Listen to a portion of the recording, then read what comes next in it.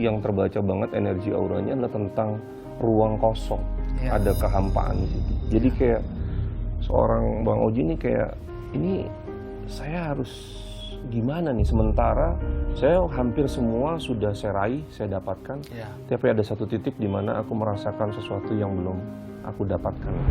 Nah ini sebetulnya kebahagiaan hakiki tentang bagaimana bisa mengisi ruang kosong ini. Nah itu ada kaitannya nggak sih sebetulnya dengan yang tadi, kehilangan yang tadi, Bang Oji? Karena saya lihat situasinya itu seperti sulit untuk dihilangkan dari situasi yang pernah terjadi itu. Jadi sekarang ini saya mulai merasa kesepian. Kesepian maksudnya nggak ada pendamping ya. Terus saya mau mulai lagi, saya nggak pede gitu karena umur udah menjelang 58 tahun ya. Jadi apa ya? Sementara kan ya kita kan pasti carinya yang cari istri yang masih produktif kan gitu supaya bisa punya anak gitu. Nah itu yang bikin kegalauan saya itu adalah itu sekarang.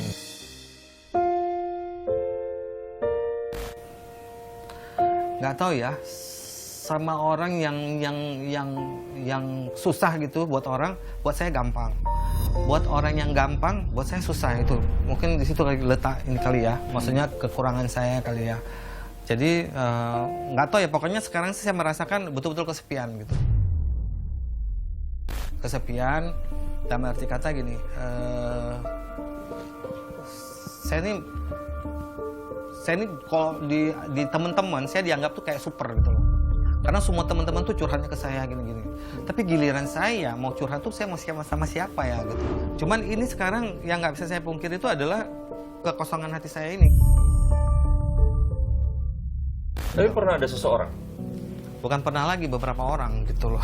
Tapi dari sekian banyaknya, ada gak yang paling berarti dari seorang Bang Oji dengan seseorang itu? Ada. Dan apa ya?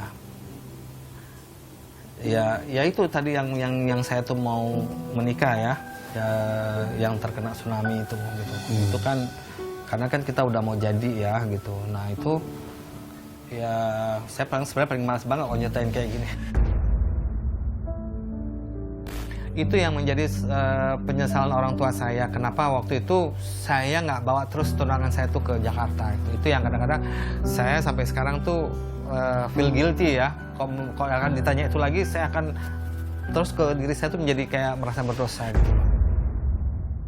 Masalahnya tuh gini, semuanya itu sudah tinggal fix gitu loh, ya kan. Cuman waktu itu calon saya ini dia mau menyelesaikan sekolahnya dulu gitu loh. Nah jadi makanya kita ditunangkan. Tapi pada saat itu apakah memang mencari, Bang Oji? Mencari, ya pasti kan kalau udah kayak gitu udah campur semua itu kan tidak ketemu atau ketemu? Udah disepir gitu. Habis. Karena waktu itu ada kejadian yang keluarga kami itu ada hajatan, ada perkawinan gitu. Jadi orang pada semuanya full ke situ gitu loh. Terus waktu tsunami itu kan pas kejadian gempa, kan di Aceh kan biasa gempa. Nah abang saya tuh sempat nelfon gitu. Tadi kami gempa loh gini. Nah saya mikir gempanya tuh udah biasa kan gitu. Akhirnya malah saya jalan-jalan tuh. Saya ingat banget saya lagi di Kelapa Gading, saya jalan-jalan. Nah pulang dari itu saya buka TV, terus saya buka lah tsunami gitu. Saya telepon abang saya nggak bisa. Nah itu yang saya ini gitu, yang saya waduh ya saya mikirin ya tunangan saya itu gitu loh, ini aduh gitu ya kan, karena kan nggak bisa dihubungin. Aceh itu kan sempat seminggu ya nggak bisa di lost contact ya kan. Nah itu yang bikin ibu saya langsung drop sakit, yang ya itu yang bikin saya tuh sampai sekarang sama ibu saya tuh kayak merasa ini ya, kayak menjadi sesalan gitu buat saya gitu ya. Itu yang dia minta gitu, maksudnya mama tuh nggak minta yang aneh-aneh, penting kamu tuh berkeluarga gitu. Itu yang bikin bikin ibu saya bahagia gitu. Itu yang sampai sekarang jadi sesalan saya gitu loh.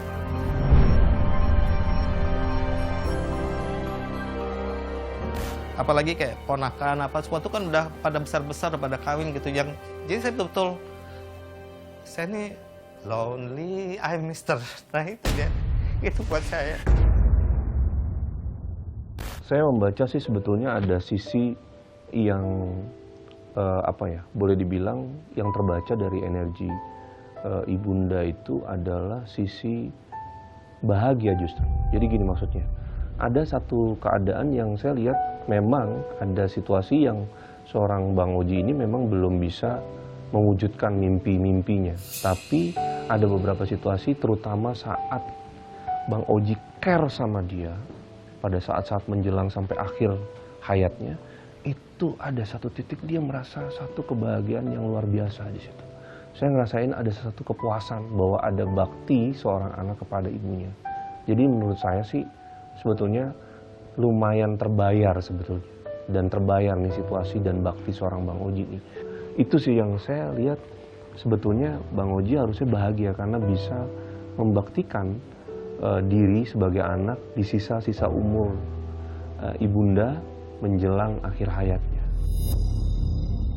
Tapi gini sih, saya melihat memang kalau bicara tentang pasangan gitu ya, ini menurut saya sih kok ada satu situasi yang memang akhirnya entah nanti dikenalkan atau kenal sendiri, tapi saya lebih cenderung sih dikenalkan sih.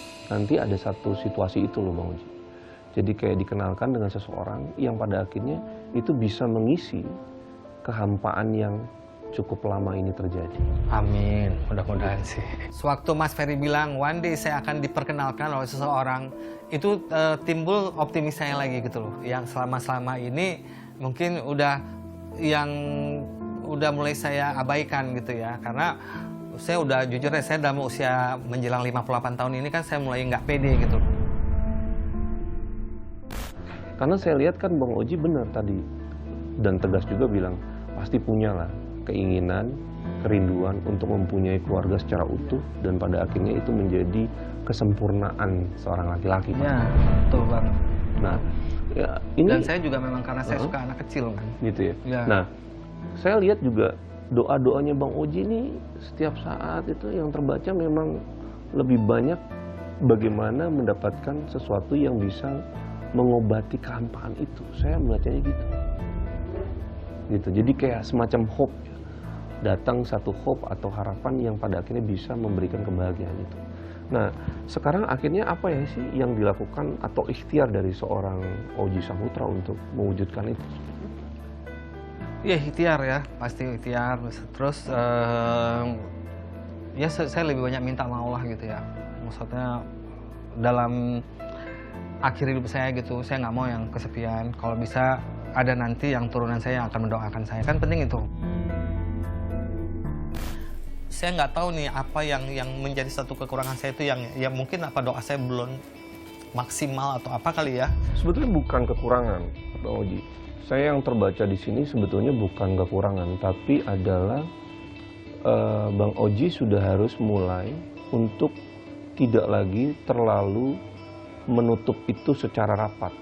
Orang yang mungkin saja mau untuk dekat sama Bang Oji, karena saya lihat itu masih tanpa disadari, itu kadang-kadang pintu itu agak tertutup rapat. Mungkin. Gitu. Dan itu yang membuat jadi Bang Oji terkesan picky, jadi agak terkesan maksudnya tidak mau milih, tapi akhirnya jadi terkesan memilih. Nah itu yang harus dirubah. Karena saya gini, suka mengalami orang kan melihat Oji Saputra gitu, masih banyak uang, kaya, gitu. Nah, itu yang kadang-kadang bikin saya nggak pede gitu loh.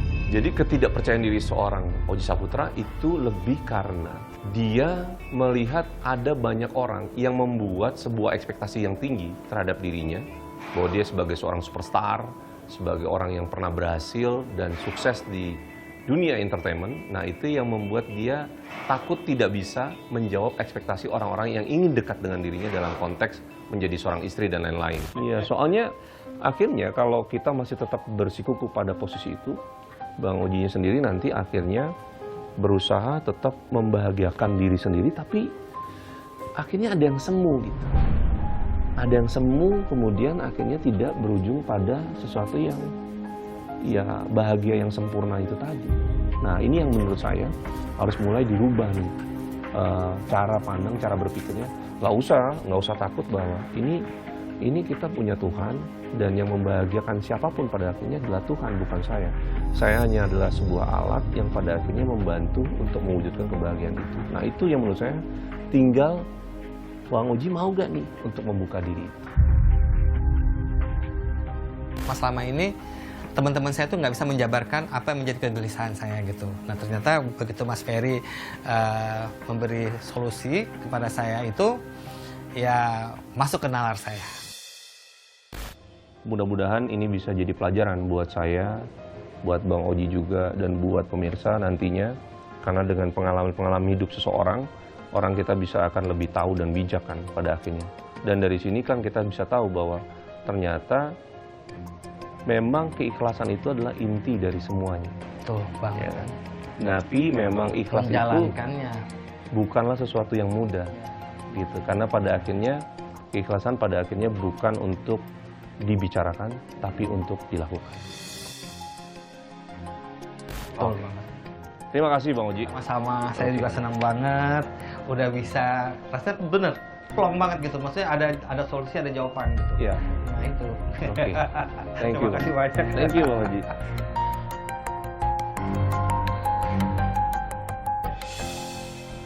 Luka di masa lalu tidak akan dapat menyakiti jika kita tidak mengizinkan itu terjadi. Kepedihan menjadi berharga saat kita membuatnya menjadi sebuah pengalaman dan pelajaran.